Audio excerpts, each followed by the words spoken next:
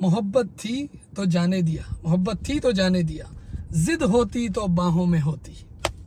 Humans, emotions and investment. Humans, emotions and shares, stock exchange. This video is very important because we all are humans, है ना. Pack of emotions and feelings, जज्बात और एहसासात. ये तो मैंने एक film का डायलॉग कह दिया, लेकिन ये वीडियो हमारे लिए इतनी इंपॉर्टेंट है क्योंकि हम शेयर को भी अपनी जिद, जैसे स्टॉक एक्सचेंज में शेयर को हम अपनी जिद बना लेते हैं. हाँ, जिद बना. मैं एक और आपको वैसे पहले एक जनरल मिसाल देता हूँ ताकि आपको ये पूरा कॉन्सेप्ट समझ आए, और ये हमें बहुत बड़े लॉसेस में लेके जाता है और हम सब इसका शिकार होते हैं. भाई आपसे अगर आपने किसी लड़की को आस्क आउट किया, सही है ना, for the long term relationship whatever, या लड़की ने लड़के को किया कुछ, अब उसने अगर कोई ऐसा एटीट्यूड शो किया या उसने अभी रिस्पॉन्ड नहीं किया, हाँ, और आप पूरी जिंदगी उसका इंतजार, यानी आपने जिद बना लिया उसको कि नहीं नहीं नहीं जब तक ये हाँ नहीं, अरे भाई आप बुजुर्ग हो रहे हो, आपको अब और काम भी करने हैं, बहुत सारी चीजें, लेकिन आपने कहा नहीं, जिद बना लिया कि भाई इसी से ही शादी करनी है, तो ये तो गलत है ना भाई. आगे भी तो बढ़ना है अपने, या नहीं बढ़ना. बिल्कुल यही काम हम शेयर्स के साथ करते हैं. ह्यूमन साइकी, आप देखिए ना इंसान की साइकी कैसी है. $10 प्रॉफिट और $10 लॉस, सही है ना, दोनों में उसका रिएक्शन बड़ा डिफरेंट होता है. मिसाल के तौर पे आप जरा गौर से सुनिएगा, आपने एक शेयर बाय किया $10, 10 रुपये का आपने एक शेयर बाय किया. जब वो 10 से 12 का होता है तो it means you got $2 profit. तो आप क्या करते हो, you right away you sell it, क्या यार $2 प्रॉफिट आ गया. लेकिन अगर वही 10 रुपये का शेयर 8 रुपये का हो जाता है, यानी $2 लॉस, तो आप उसको बेचने को तैयार नहीं होते.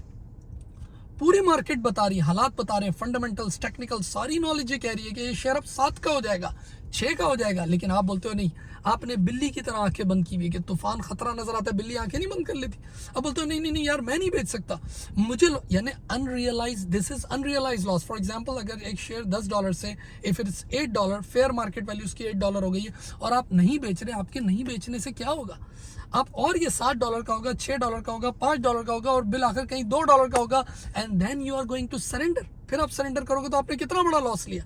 यानी आपको छोटा लॉस लेके हट जाना चाहिए था. या for example sometime free fall होता है, जैसे पूरे हालात आपको सारे फंड्स मैनेजर बता रहे हैं कि भाई अब ये शेयर गिर रहा है, कोई ऐसा पॉलिटिकल सिचुएशन हो गई, इकोनॉमिकल, कोई ऐसे बयानात आ गए XYZ.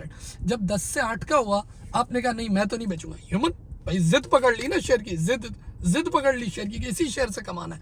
अरे भाई पूरी स्टॉक एक्सचेंज, पूरी मार्केट पड़ी है, आपको चाहिए 8 रुपए में वो शेयर बेच दे, $2 का लॉस पकड़ लिया, उसके बाद वो शेयर गिरेगा, हो सकता है वो $3 पे है, तो तब उठा लो.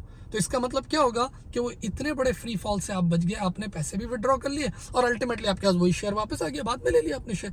लेकिन इंसान के इमोशंस ऐसे हैं कि उसकी जो इमोशनली जो बायसनेस है ना, वो इसमें ये जिद पकड़ लेता है. अच्छा, कुछ चीज़ों में इमोशंस अटैच भी हो जाते हैं. मिसाल के तौर पर वालिद ने आपको घड़ी दी है रोलेक्स की, लेट्स से उसकी प्राइस है फेयर मार्केट वैल्यू $10,000, सही है ना, 1 मिलियन PKR की रुपये की. आपने कहा नहीं, किसी ने कहा यार बेचो इसको, या जो भी व्हाटएवर, किसी चीज़ के अगेंस्ट या प्रॉपर्टी के अगेंस्ट, आपने कहा नहीं नहीं नहीं मेरे नज़दीक ये 10 करोड़ की थोड़ी हो गई यार. लेकिन आपके देखें इमोशन वो ऐसे उसके साथ अटैच है. It could be with the shares, it could be with the property, के यार ये प्रॉपर्टी मुझे मिली है. तो आप अब वो 10 करोड़ तक आप कहाँ वेट करोगे उसका, और 10 करोड़ तक वो कब होगी, नहीं ऐसा नहीं हो. अच्छा, अब सवाल ये कि क्या ये इमोशनल बायसनेस ये हमेशा आ जाती है? बिल्कुल आती है. देखें अमीर आदमी के साथ आए ना, for example you are a fund manager, जरा गौर से सुने. तो एक फंड मैनेजर जो होता है ना, वो आपको बता रहा होता है कि sir this is the value of the share, ये फेयर मार्केट वैल्यू है, इस पे आपने बाय करना है और इस टाइम पे जाके आपने बेचना है. आपने कहा नहीं नहीं ये तो थोड़ा नीचे हुआ, नहीं मुझे तो रखना ही है वो. तो अगर तो आप अमीर आदमी हो तो आपको क्या बोलेगा पता है, चलो यार I take care of your emotions. क्यों? क्योंकि तुम्हारे पास पैसा ज्यादा है, तो तुम्हारे इमोशंस का मैं ख्याल रख लेता हूँ, क्योंकि तुम्हारे पास अभी हारने को और बहुत कुछ है, तो तुम कर सकते हो, थोड़ा बहुत खेल सकते हो. और जाहिर है sometime when you hold it it goes up also, और प्रॉफिट आप अर्न कर लेते हो. लेकिन अगर एक गरीब आदमी जिसके पास एक लिमिटेड एसेट्स है और वो शेयर बाजार में इस तरह जिद पकड़ ले, तो वो फंड मैनेजर उसको क्या बोलेगा कि नहीं तुम्हें अभी राइट अवे $2 का लॉस लेके बाहर आ जाना मार्केट से, otherwise ultimately you will be ending up your assets. हमारे तो सारे एसेट ही, तुम्हें तो कॉल आ जाएगी उसी वक्त और तुम वाइंड अप कर जाओगे. तो देखिए कॉन्सेप्ट ये है कि हमारे ये जज्बात और एहसासात जब हम ये शेयर वगैरह बाय करते हैं, तो इसमें ये बिल्कुल ये बहुत ज़्यादा गालिब हो चुके होते हैं. हमारी कॉग्निशन, जो एक्ट ऑफ नोइंग, जो हमारा जानना, जो हमारी एनालिटिकल इंटेलिजेंस है और दूसरों की भी ये हमेशा उससे ऊपर आ जाते हैं. इंसान है ना भाई, गलती करता है. तो वही मैंने अभी आपसे कहा ना कि 10 से 12 का हुआ तो वो प्रॉफिट तो बोलता है फॉरन गेन कर लो, रियलाइज कर लो.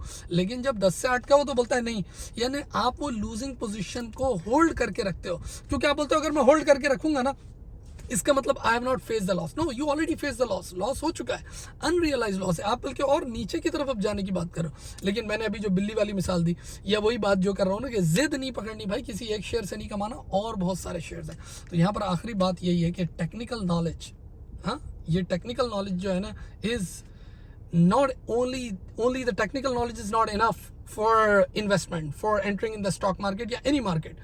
Your emotional intelligence, जो emotions हैं उसको, जिसके लिए मैं टर्म यूज करूँ emotional intelligence भी है, emotional management भी, वो भी बहुत इंपॉर्टेंट है कि आपको मार्केट को भी देखना है, फेयर और रियल वैल्यूज को भी देखना है, और जो रियलिटी है उसको भी देखना है। सिर्फ अपनी जज्बात और एहसासात में नहीं हो जाना, यानी जिद पे नहीं आ जाना। तू नहीं और सही, और नहीं और सही। अपना ख्याल रखें। Have a great day now. Thank you.